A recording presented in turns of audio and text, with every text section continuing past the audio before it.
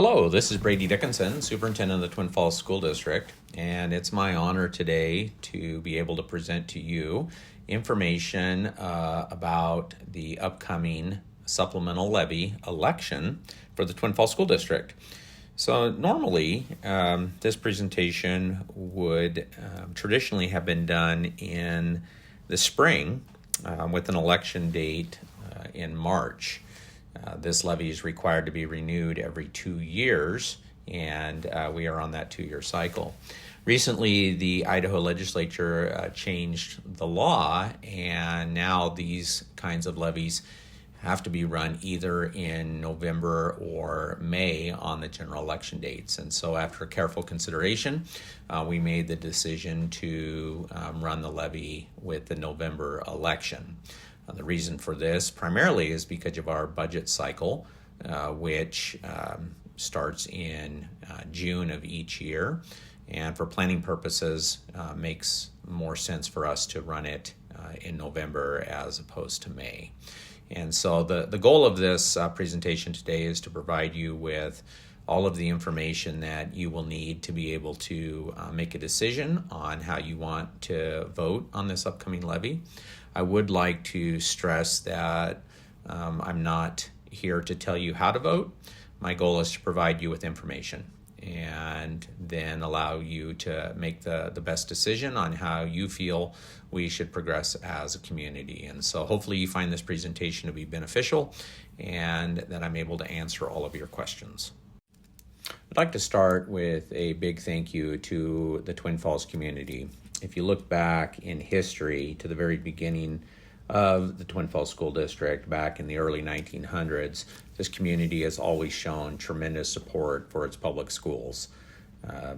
Time and time again, our community has supported levies and bonds to either build schools or to provide supplemental funding for programs for kids. And so it truly is an honor to live here in Twin Falls and to be a part of the school system, and to just really appreciate the support that the community has shown over the years for the schools that serve our kids. And so again, just a huge thank you to the Twin Falls community for supporting education. Next, I'd like to share some good news regarding our bonds here in the Twin Falls School District. And I really believe that this demonstrates our belief and our commitment to being good stewards of taxpayer dollars.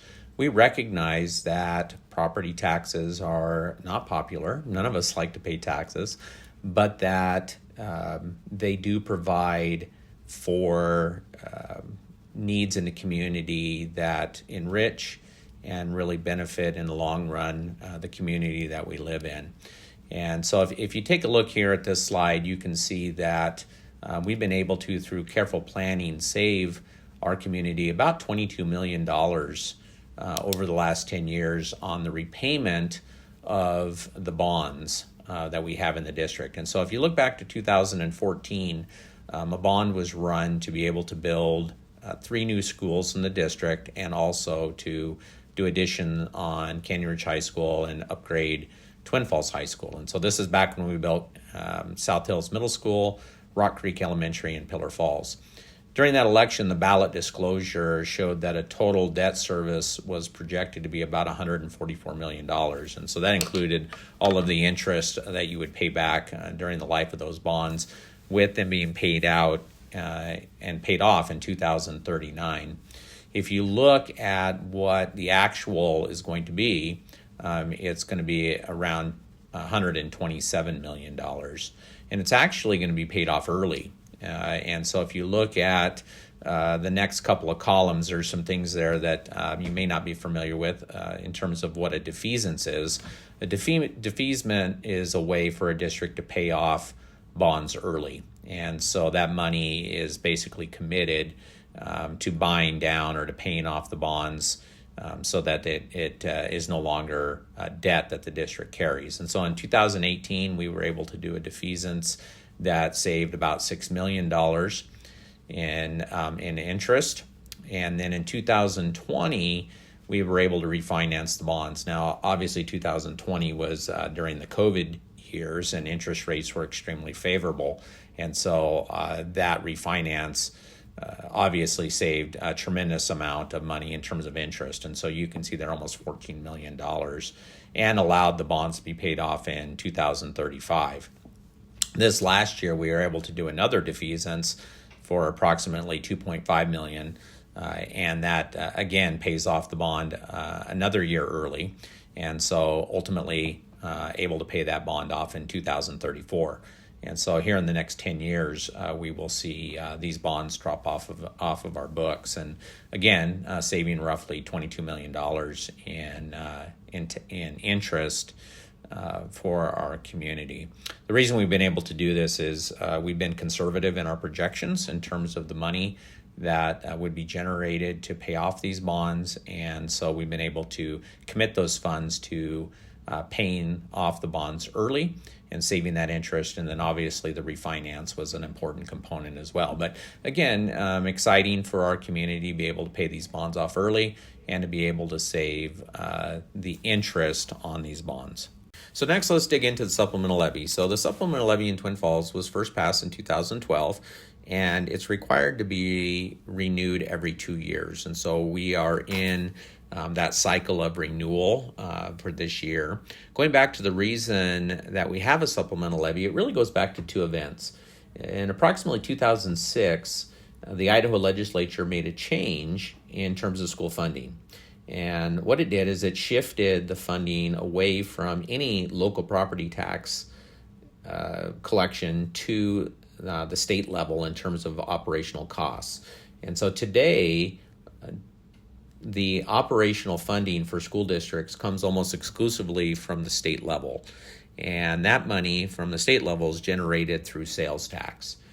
In about 2008, 2009, we know we went through what is often referred to as the Great Recession. And during that time, money coming into the state dropped off tremendously. And because revenues dropped off so sharply, the money going out to public education was also cut tremendously. And so districts across the state of Idaho went out for a supplemental levy, asking for local communities to help by providing some money from local property taxes. And so today, the only money that districts receive from local property taxes come from either a supplemental levy or a bond.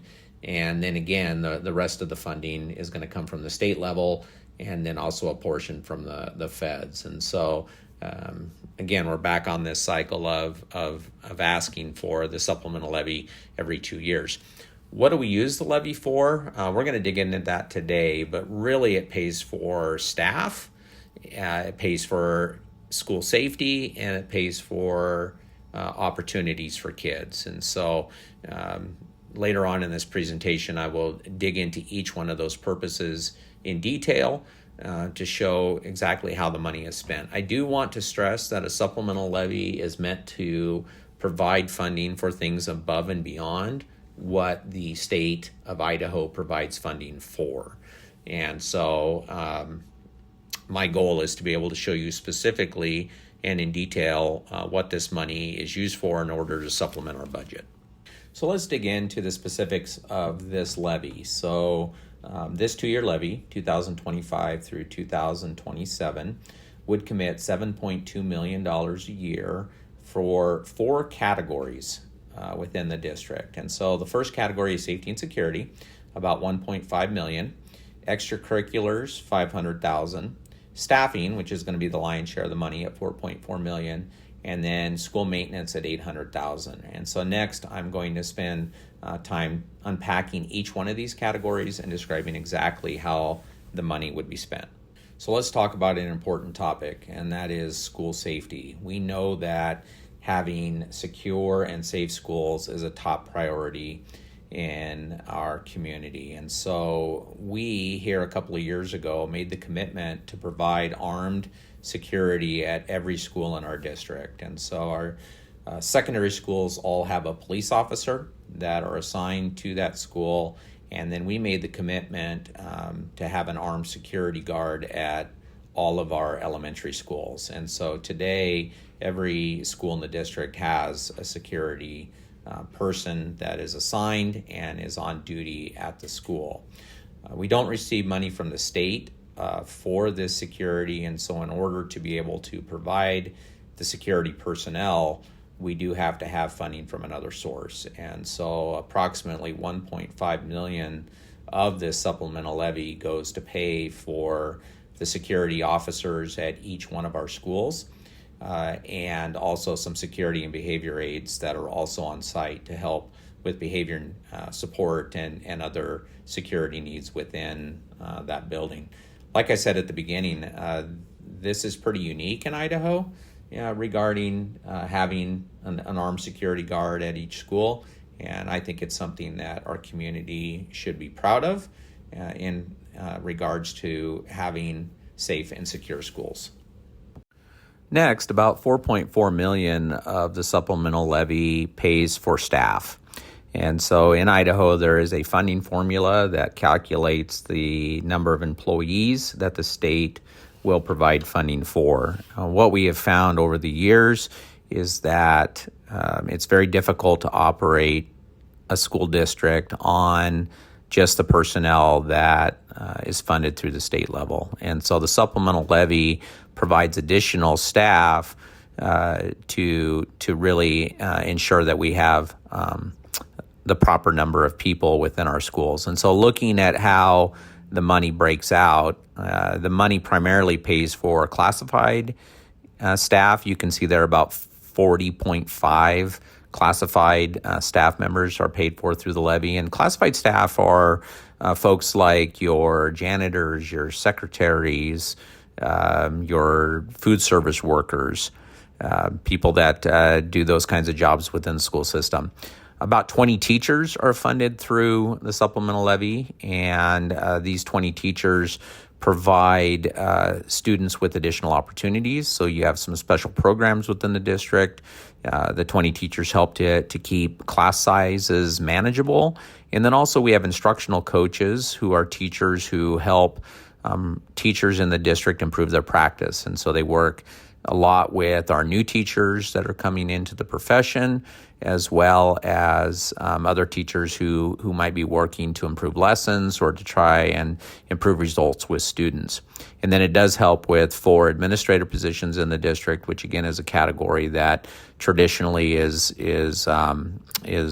not completely funded through the state level. I would like to add that in terms of staffing in the district, that the Twin Falls School District is, and it has been, very conservative in terms of administrative staff. I know this is always a concern for folks, and that we run very close to what the state identifies as the number of administrators necessary for a district. And so we pride ourselves in not being top heavy and to ensure that we keep our administrative costs as low as possible.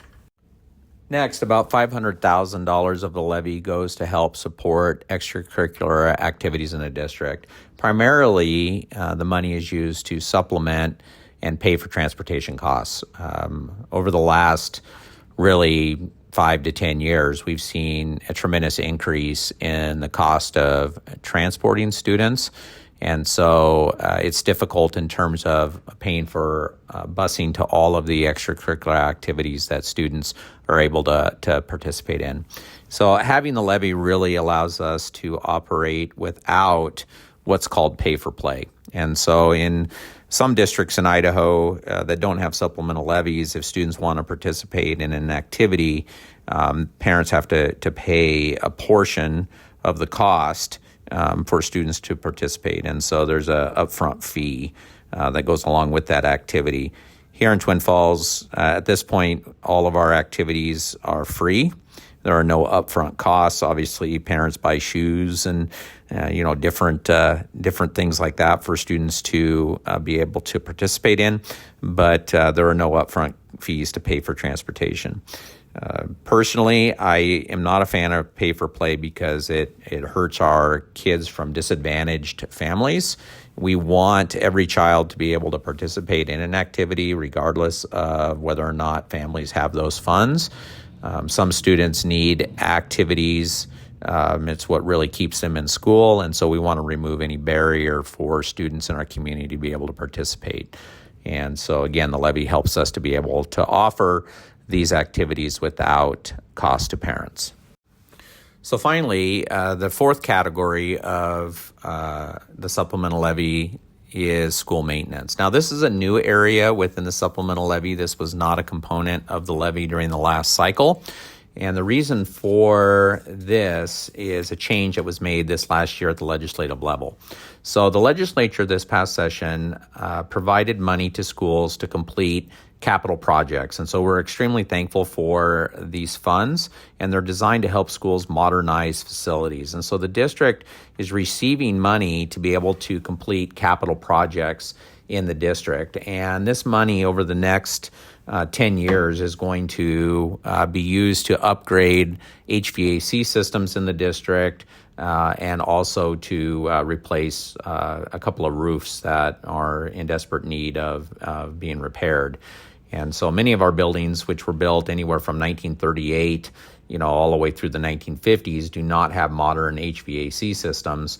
And so this money is going to be able to upgrade those systems to really modernize our facilities. Now, unfortunately, on the other side, a component of this bill shifted some of the funding to this new program to provide for capital projects. And part of that were the lottery funds. And so you've probably seen over the years commercials about the lottery and how it provides funding for schools. This money had come into school districts, and primarily the money here in our district was used to pay for our maintenance staff. And so that revenue stream came in, and it paid for all of our custodians and our maintenance team. That money has now been shifted and can only be spent on capital projects. And so it can only be used for either building or upgrading HVAC systems or things like that. It can't be used to pay for salaries. And so with that change, we now have to find another source of revenue to be able to pay for our everyday maintenance staff within the district. And so the $800,000 commitment from the levy would pay directly for the maintenance staff that we have that are committed to keeping our buildings clean and in good repair and ensuring that we can use these facilities for many years to come. So let's switch gears and talk about the cost to taxpayers. And so when you look at your tax bill, the first thing to understand is how taxes are calculated. When you look at a levy, it's based on $100,000 or every $100,000 of taxable value. In order to figure your taxable value, the first thing you have to do is subtract out your homeowner's exemption. And then what's left is your taxable value. And so for this levy, which again, $7.2 million, it would be $91 a year for every $100,000 of taxable value. Now, this is replacing a $5.6 million levy, which was running at about $72 per $100,000 of taxable value. So it's an increase of about $19 a year, and I'll explain the why for that here in just a second. If you're like me, you pay through an escrow on a monthly basis, and so if you're looking at property taxes from a monthly perspective, it's about $7.58 a month for every $100,000 of taxable value. And so in terms of an increase, you're looking at an increase of about $1.58 a month per $100,000 of taxable value. Now, in terms of the why for the increase, so it's a $600,000 increase, and there's three reasons for the increase. The first is inflation.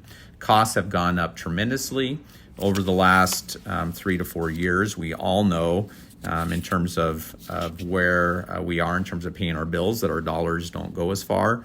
And so inflation in transportation costs, inflation in terms of just monthly costs for the district have increased substantially over the last few years. Secondly, during the COVID years, the district received federal funds that were used to supplement our budget. And so those COVID relief dollars came into the district, and we were able to minimize impact of cost to our community.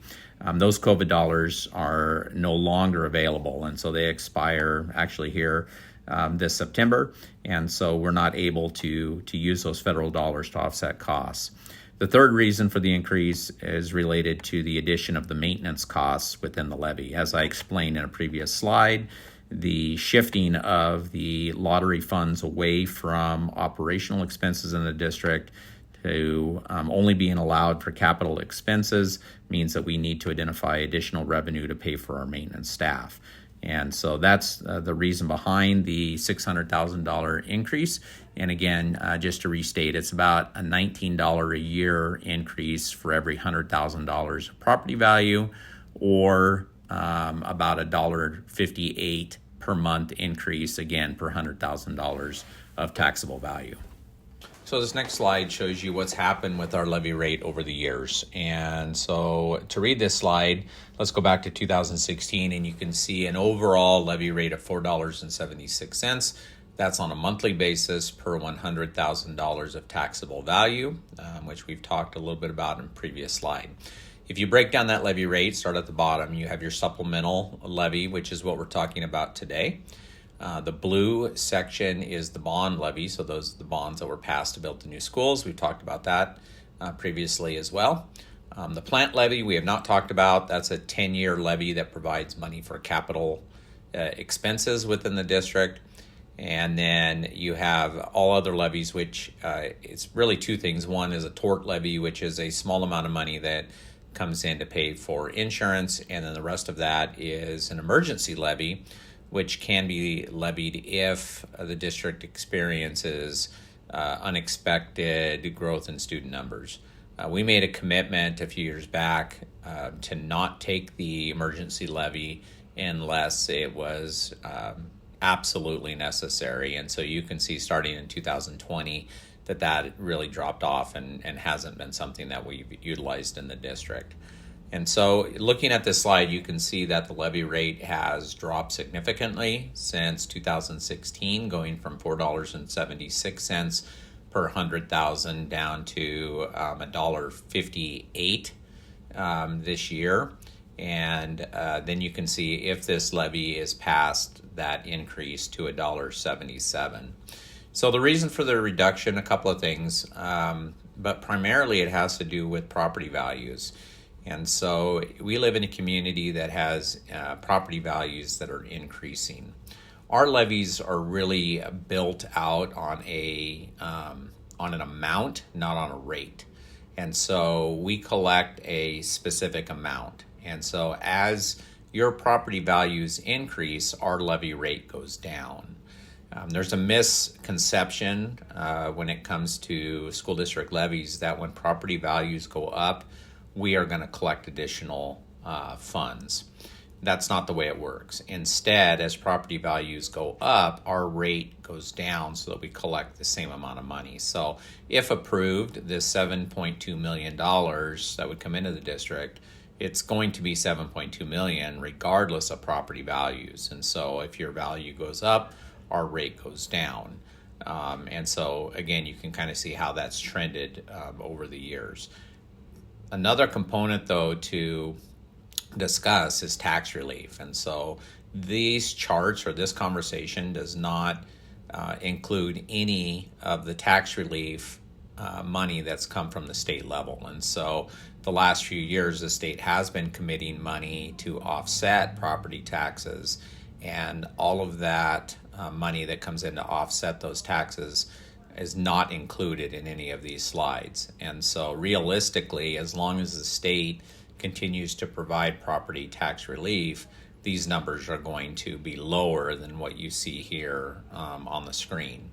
This said, there's no guarantee that those tax relief dollars are always going to be available from the state.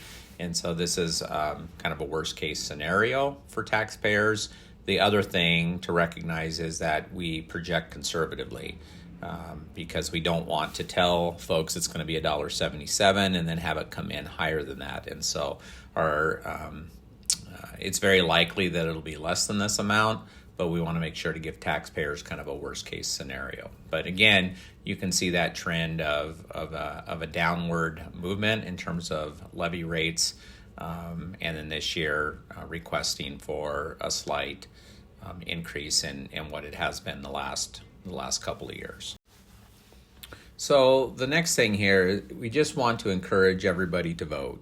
Whether you think this proposal is acceptable and champion it, or you don't think it's the right direction for our community, we want everybody to weigh in. We view all of our schools as community schools, as owned by the people of Twin Falls, and so it's important to weigh in and have your voice heard. You have several options. You can vote on Election Day, which is November 5th. The polls are open from 8 to 8, and you do need to register by October 11th to participate in that election. You can vote early and do that in person starting on October 15th through the 1st of November over at the County West building from 8 to 5 if you choose to vote that way. And then finally, you can vote absentee. If you would like to vote absentee, you can request a ballot by the 25th of October, and those ballots have to be returned no later than 8 p.m. on November 5th. The website is listed there for more information. And again, we just ask that people participate in the process and share this information out with friends and family. If you have any questions, a couple of places you can go to receive answers. First off, there is a website in the link here on this slide, or you can simply follow the QR code and it will take you to our district website where you'll find additional information on the levy. If you have any additional questions that you would like to ask, you're also welcome to contact the district office. You can call 208-733-6900 and somebody would be happy to answer any question that you might have. Again, thank you for your time. I hope that you have found this presentation to be beneficial and informational. And once again, just stress that we're not trying to tell people how to vote, but really just provide information and then allow people to make up their own mind regarding if they feel this levy is necessary and appropriate for our schools. And once again, just want to thank the community of Twin Falls for supporting public education.